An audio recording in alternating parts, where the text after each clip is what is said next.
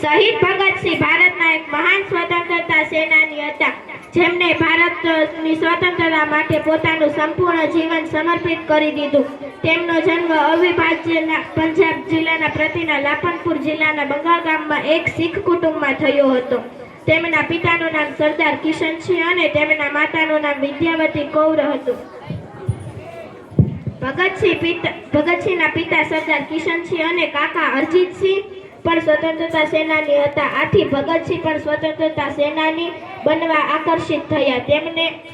તેમના માત્ર 13 વર્ષની ઉંમરમાં સ્વતંત્રતા સંગ્રામમાં ભાગ લીધો. તેમણે ભગતસિંહ વર્ષ 1924માં નવજવાન ભારત સભાની સ્થાપના કરી.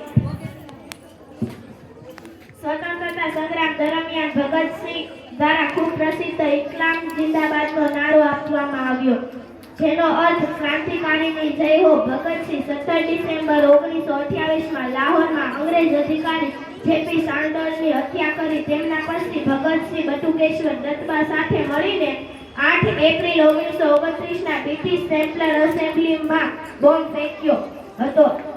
23 માર્ચ 1931માં ભગતસિંહને સુખદેવ પીર અને શિવગાદી રાજગુરુ સાથે ફાંસી આપવામાં આવી. આવી રીતે તેઓ ભારત માતા માટે શહીદ થયા. અસ્તુ. જય હિન્દ, જય ભારત.